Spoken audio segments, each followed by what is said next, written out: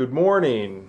Off camera here, this is David Strittmatter from Ohio Northern, conducting an interview today on August 23rd, which is a Wednesday, 2023, in the Creston Library. And we have a guest today, so please, what is your name and where are you from? Steve Boss, I'm from Worcester, Ohio. And how long and what capacity did you serve in the Ohio National Guard? I served 6 years total, and we were an infantry company when I first joined, and we were a armored cavalry company when I got out of the unit. And why did you join the National Guard? Well, I was going to be drafted, I was pretty sure. So I had spoken to my father, who was a World War II veteran, and basically he wanted me to go to Canada because he didn't believe in the Vietnam War. So I didn't really want to do that, so I joined the National Guard instead.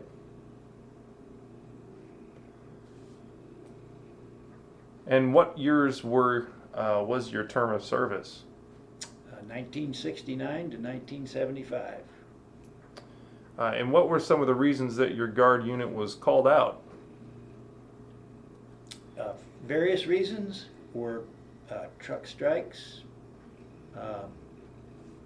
riots,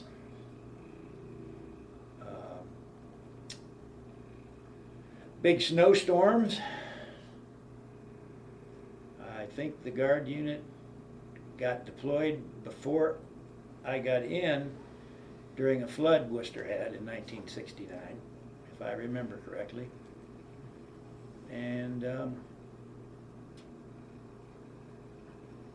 that's about it. Can't remember anything else.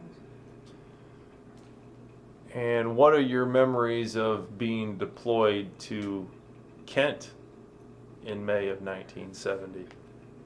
Well, basically we got called because the ROTC building had been set on fire and they were looting in the city.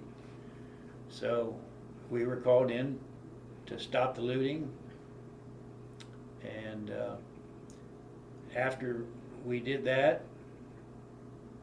we basically got sent all over the campus to do guard duty. So the night before the shootings, I was doing guard duty in the administration building.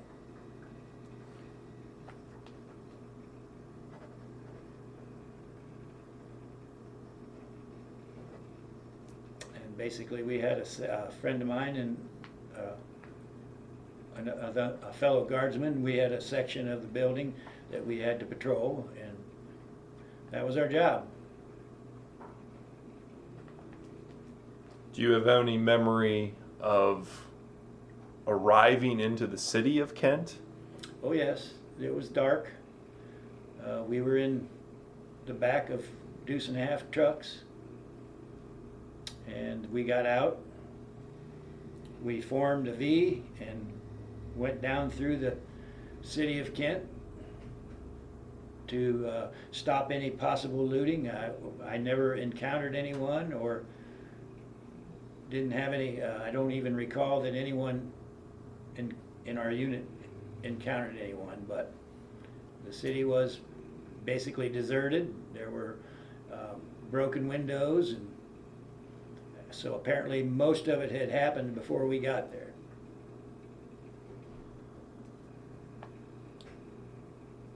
What are your memories of the morning of May 4th? Well, I'm trying to think.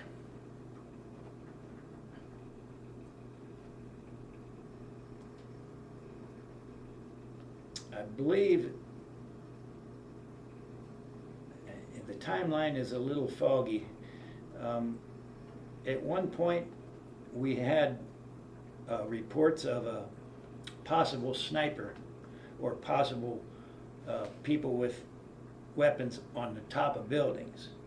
So we had to be vigilant, and we were basically just standing by, because at the time, and like I said, I'm not sure about the timeline, but there were a large number of State Highway Patrol that had been called before us, and I remember seeing them standing in formation, and I believe that was in the morning.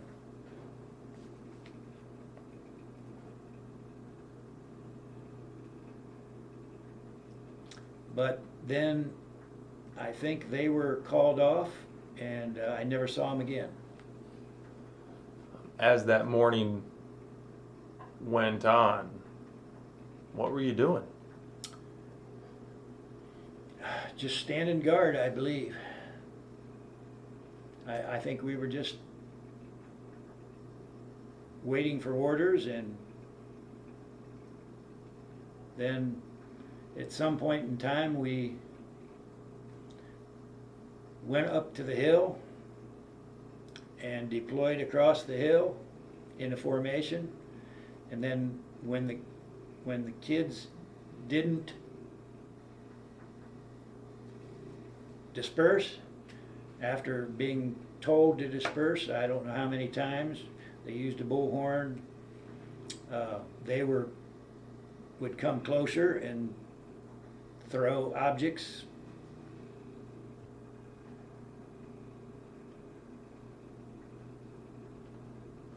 What is your recollection of the volley of gunfire? Well, after we had exchanged tear gas, we would throw the tear gas, our leaders would throw the tear gas, the students would run out and pick it up, throw it back. And then that happened for a little while, and they kept coming closer, and we were standing in a line in front of what was the building where your sister was it a hall? I don't recall the name of the hall, in front where most of the shooting occurred. Was it Taylor Hall? Taylor Hall. I believe it was Taylor Hall. I was to the right of Taylor Hall in the formation. So it was kind of hilly right there. So I heard it and saw it, but I was at an angle to it. So I didn't actually see the students fall.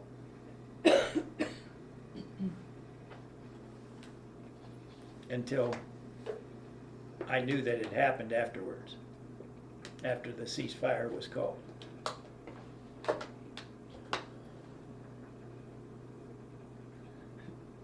Did you have kind of an immediate reaction in the aftermath of this happening?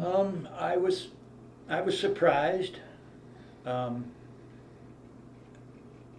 testified before the grand jury that I didn't really think that my life was in immediate danger. I had a rifle in my hand, and I had just been trained in hand-to-hand combat.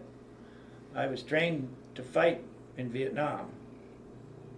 So I was pretty confident, I was pretty fit, and I was young, so, and maybe a little cocky at that point in time. So no, I can't really say that I really felt my life was in danger. I was afraid because of the things that were being hurled at us, and a friend beside me got hit by something, and it hit the side of his face, which we had gas masks on at the time too. So I just knew that he had gotten hit. I didn't know if it was bad or if he was really hurt or anything, but it was a scary moment. It was a scary moment.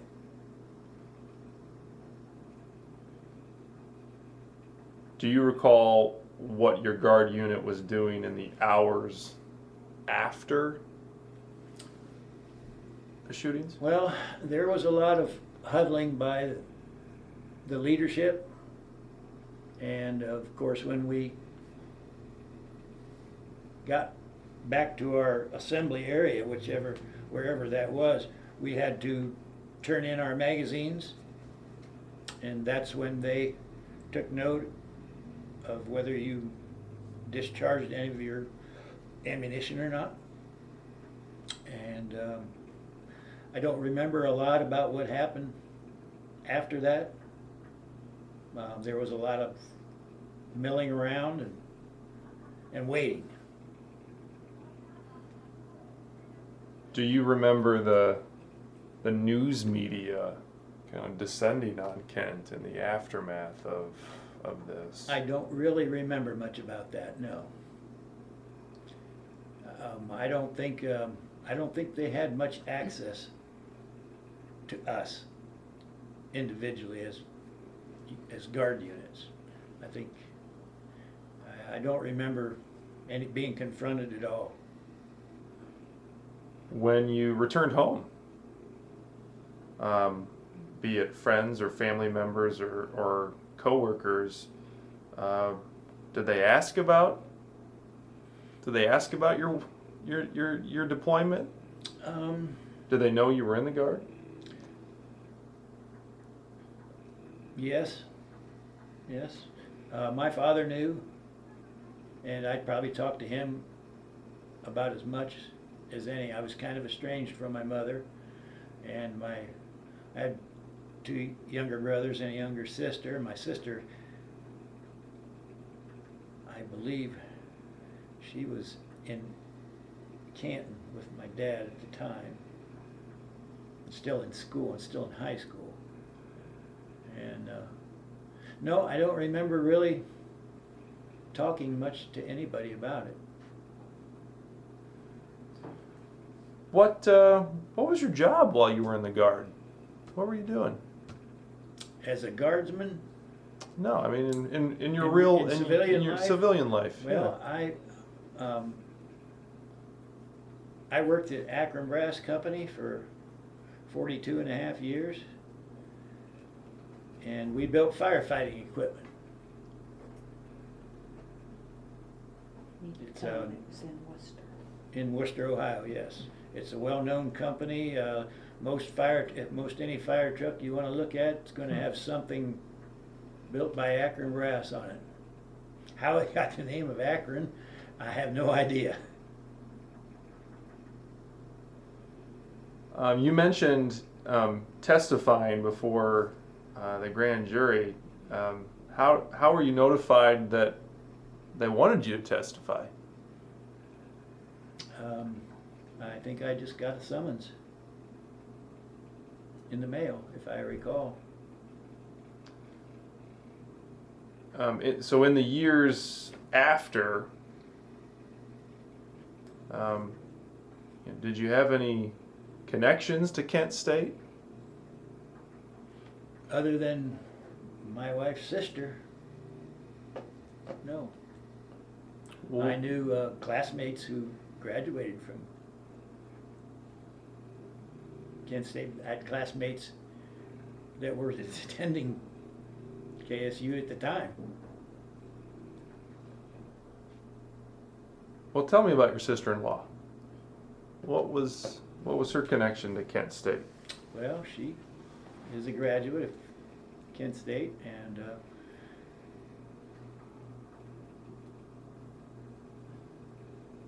she was a college professor at a school in Dayton, Yeah, I think. Bellarmine. No, that's okay. It's all right. I think it was Bellarmine. Yeah, I think you're right. You But remembered it. But she taught somewhere else before that. Dayton? Could have been Might have Dayton. been Dayton. And she just despised the fact, I guess, that I was a member of the National Guard. And, you know, back then, there was a lot of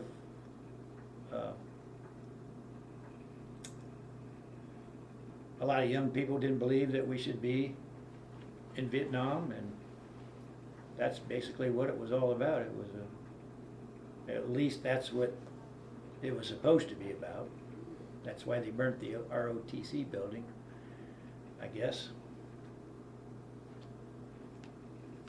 Our involvement in the war. So you were married in early of 1974, January. and presumably you dated your wife before you married her at some juncture. 2.5 years, 3 years. I mean, how did? That would have been January of 70. It happened 71, January 71. So it happened in May 70, and we met January 71. And so, how did your sister find out that the Well, guy you were dating had been at Kent State? Probably It could have been family Dad. dinners. Could have been Dad. Yeah. And we didn't say it to irritate or do anything. I mean, Dad would I didn't- ask you about guard things a lot or And sometimes something. I didn't attend the dinners because I was either at a drill or That's I got true. deployed on a truck strike or big snow. Big snowstorm of 70, what would that have been? And I didn't go to one of your Christmases or something. Okay, well, we were married because didn't Dad pick me up at the end down at Robinson Yes. Road? And we had a dog, and I had to carry her down this big hill from clear at the top of the hill where we rented that house because the snow was so deep. It was, And they closed down in 71 and 76, and so it could have they been. stranded a bunch of cars and the people were in the cars, so we had to load them into the back of the truck and we took them to shelters. Could have been 74, 75 maybe. It was not too long before I got out, as I recall. Yeah. So your final year in the Guard was 1975. May I ask? I mean, for how long was the fact that you were in the Guard? How long was that a sore subject at family gatherings? I think it was always a sore subject. She didn't like me. She never liked me. Yeah, that's true. And I don't know if it was just that or if she just, something about me she didn't like. I got along great with her husband and longtime boyfriend before they got married. But Yeah, we got along so well with him that when they divorced, he came camping with us with his new girlfriend. Truth. Well, what sorts of things would your sister-in-law say? she was just short a lot with me. An attitude. An It was just attitude, yeah. Yeah. Well, and it could have been more than just the fact that I was in the National Guard. She told you that you were marrying down. Yeah. So it maybe wasn't just all that, but that surely didn't get us started off on the right foot. Do you recall other instances where you were treated poorly because of your association with the Ohio Not National really. Guard? I don't think it was. If out I there never that noticed much. it, let's put it that way. If no one ever confronted me about it. If they did, It didn't leave an impression. it didn't Can't leave, no, remember. I can't say Can't that. remember. I heard plenty of stories about other members of our unit having their lives turned upside down, like McManus and a couple others that I can't recall their names right offhand, but, and I felt bad about that.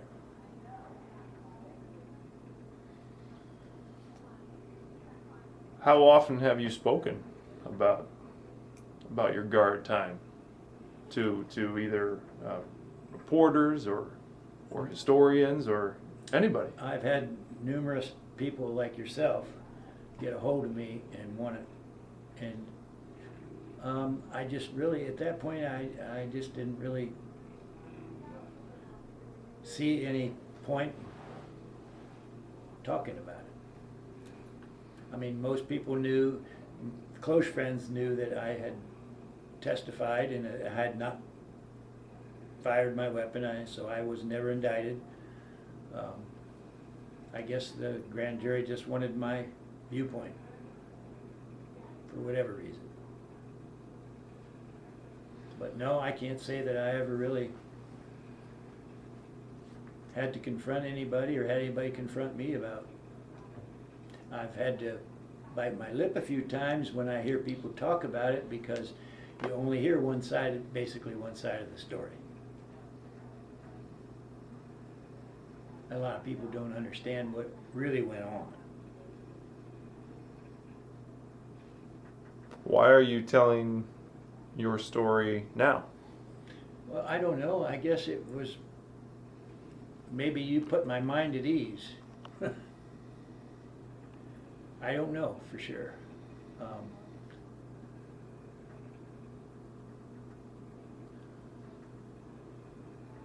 Do you think the historical narrative in regards to the Kent State shooting has been fair to the Iowa National Guard? I would say probably not.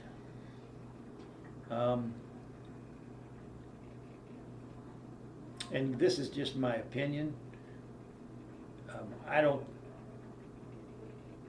think people realize what it was, what it really went, how it really happened.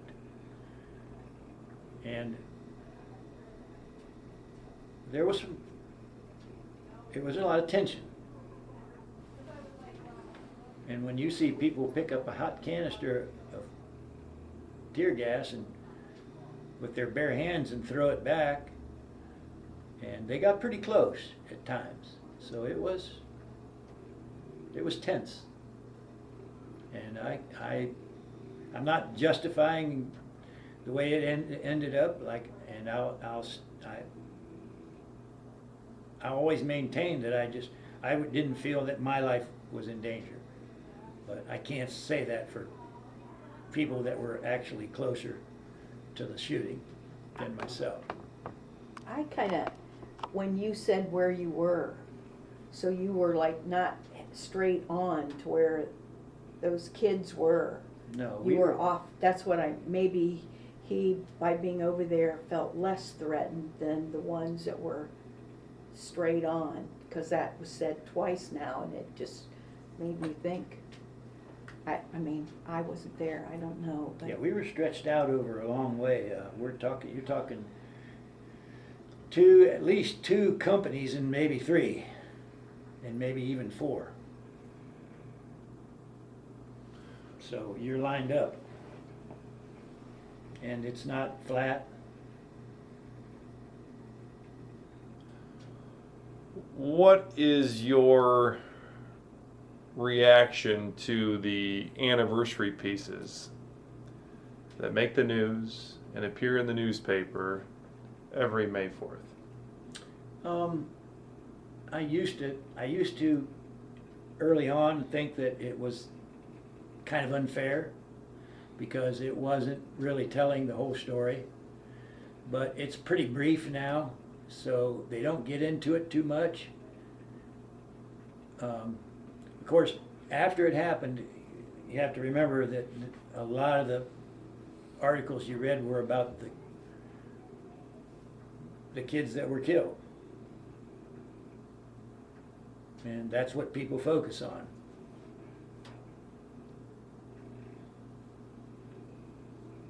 And I guess if you look at it, some of the kids were killed were just bystanders. And the ones that caused all the trouble and did all the throwing, they weren't so innocent. Did they deserve to die? No. Didn't deserve to die, that's for sure.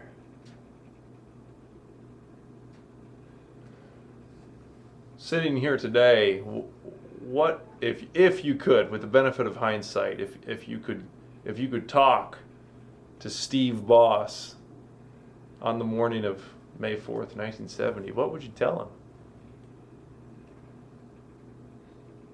Did the right thing.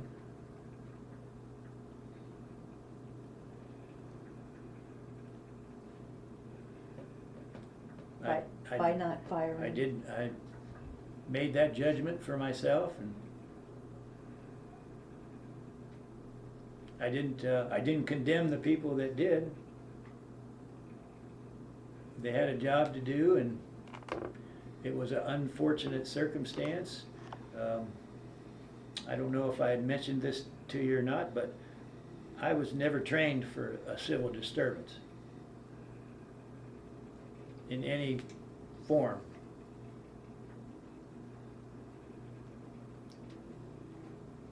We had training after the fact,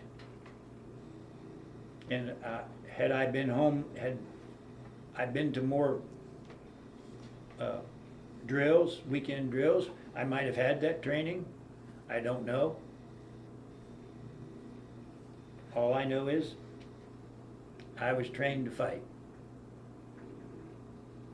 I was in infantry MOS. The deployment to Kent occurred pretty early in your Guard time. Very early, yes. And so as you think about your 6-year term of duty as a whole, I mean, how do you remember the National Guard? Well, I learned a lot. I made a lot of good friends.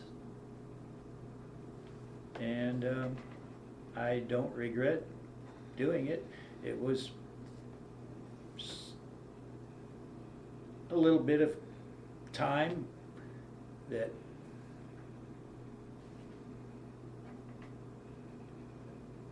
I can't say that I regret any of it, especially my basic training in AIT. Kind of made a man out of me when I was pretty naive at the time.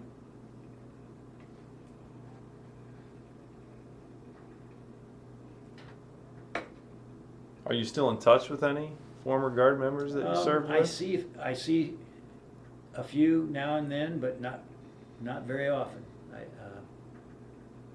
We're scattered all over, and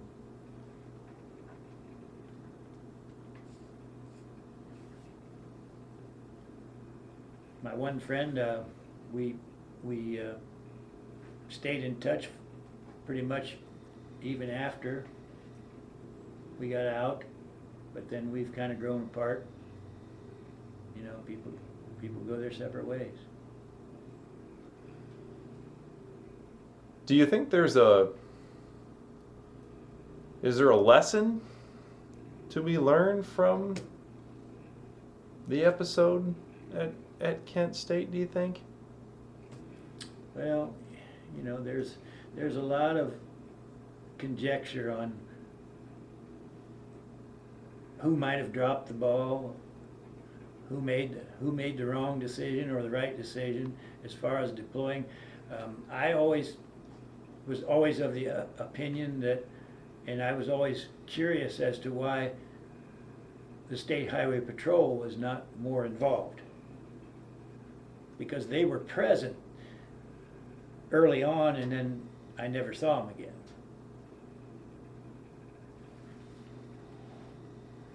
I'm talking about not just a patrol car, I'm talking like a company of State Highway Patrol standing in a formation. It was very impressive to me at the time. But then I never saw him again.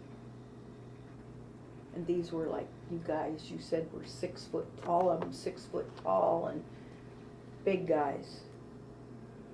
Yes, yeah, I think I made light of that. You said that more than once, yeah. So I don't know, I guess the lesson is you have to know what you're getting into, and you have to send the right kind of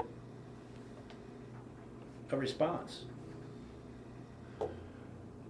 In the past few years, you know, there have been some instances in this country of rioting and such, protest and rioting. I mean, after the summer of 2020, after the death of George Floyd in Minnesota, and then about 6 or 8 months later, you know, at the U.S. Capitol building in January of 2021. Is there any sort of parallel, I suppose, between what the Ohio National Guard was doing in the late 60s and early 70s and kind of those instances that have been, you know, on the television?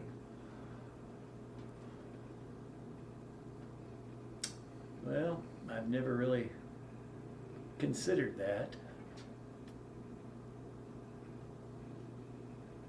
But we're dependent on our leadership to make the right decisions. And I don't know if the right decisions were made. Is there any question that I haven't asked that I should be asking? Or anything that you would like to comment on? No, not really. I wish I could remember more detail, but it's been a long time. Well, I thank you for your time.